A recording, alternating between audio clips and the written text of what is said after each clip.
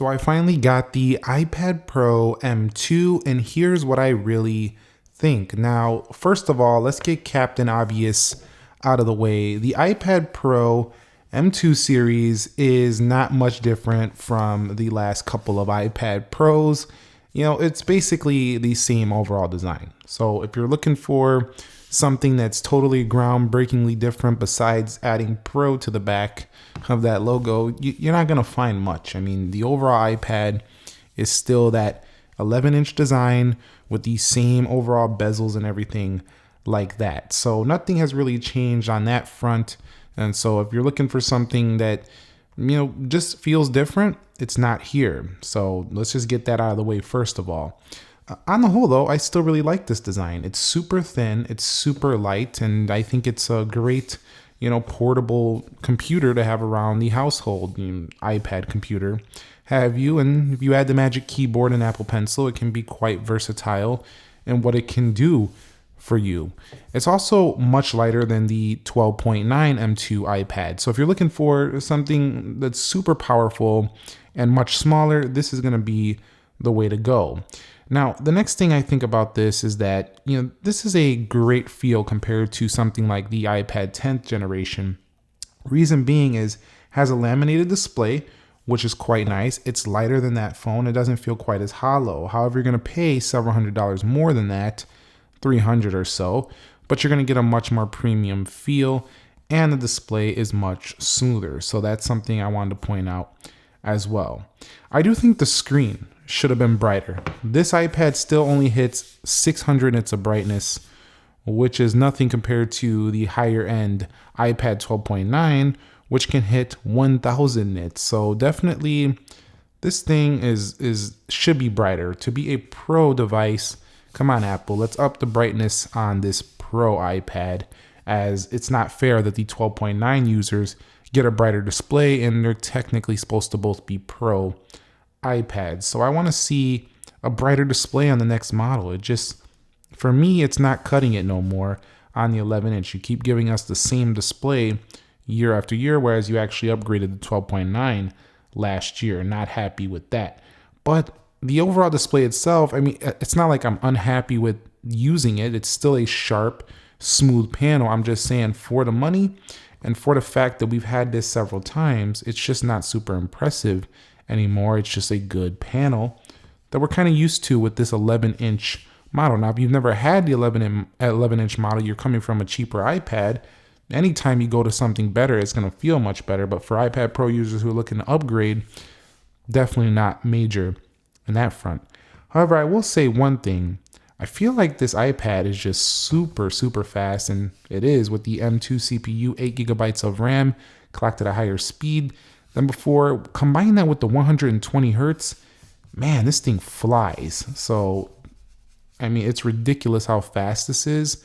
You can't really showcase it, but you will feel it day to day. This thing just absolutely screams through everything you do. It's the fastest iPad experience I've ever seen, ever, which is not saying a lot because iPads have been very fast for a long time, but I mean, this thing is computer, laptop speed fast. This thing is fast. So definitely you'll enjoy that if you care about things like speed.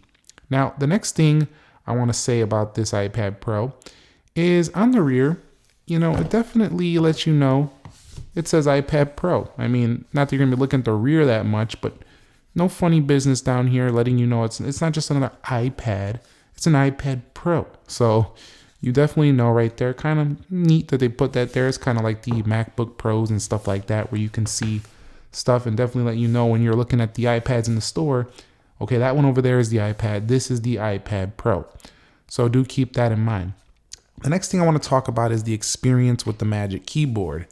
This Magic Keyboard has been around for some time already as well. So again, it's not going to be something that's overly impressing at anyone. You can go ahead and enable keyboard brightness right here in Control Center now, which is quite nice. So a test of the keyboard. So overall, it's got that nice feel just like you'll find on a MacBook, but on the whole, it's not really a major upgrade. It's the same keyboard. It still costs like $300, so it's not cheap, but it really brings the full experience of the iPad into something more of a laptop kind of feel. Now with the 11 inch, you don't get the number row like you get on the 12.9 inch on the digital keyboard. And that brings me on to just letting you know that when you combine this iPad with the Magic Keyboard experience, it definitely goes over $1,000. So add an Apple Pencil in there, you're looking at MacBook Air prices around $1,100. But if the iPad is what you want, you can definitely do a lot of things you can do on here you can't do on a MacBook, like Apple Pencil art. Or if you want to be a little bit more portable, a little lighter, this is a lighter product than that as well. In terms of this Apple Pencil, it's still the second generation, so it's the better pencil here. If you get a paper like screen protector, you could definitely get a little bit better writing. It still kind of feels hard on a regular screen protector. Not sponsored, but I'm just saying if you want to get, you have to get like a matte type screen protector if you want it to feel better. But this Apple Pencil experience is pretty darn good. Like, it does the job. And if you want to do art, you're going to really like this. However, the canvas on the 11 inch, 10.9 inch, whatever, it's not as big as the 12.9 inch. So I would recommend, if you do a lot of drawing, you'll want the bigger version.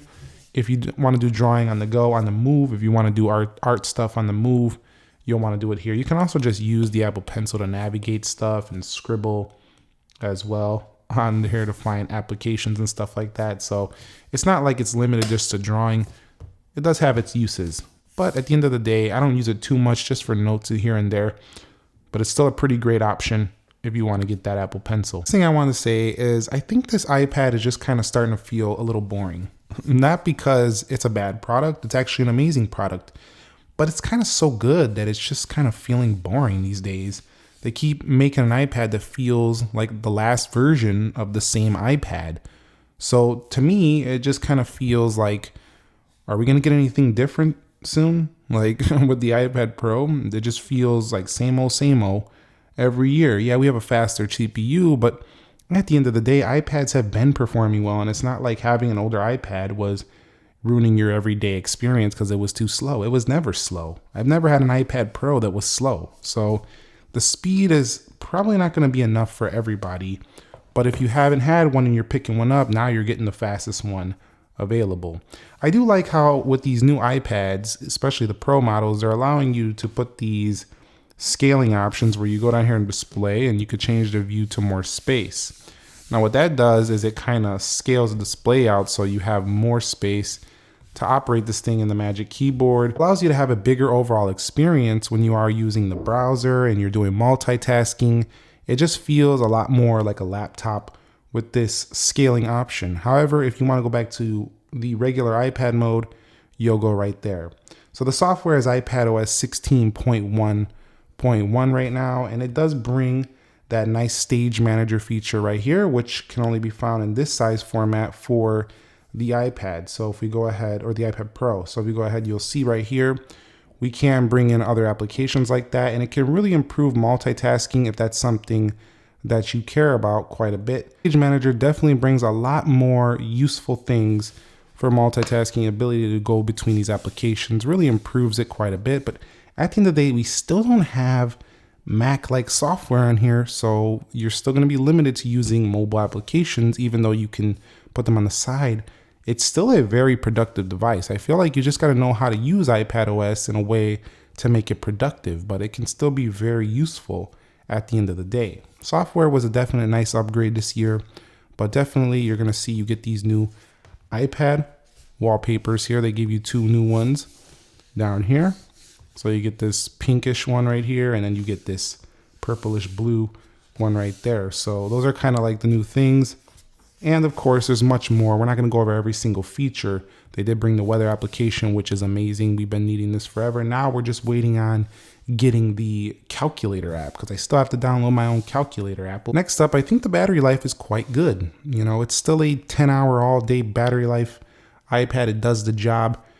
Again, it's not going to blow you away. You're going to expect long battery life like you've had on other iPads, and it's no different here, but it's not really like blowing other ones away. It does basically the same job.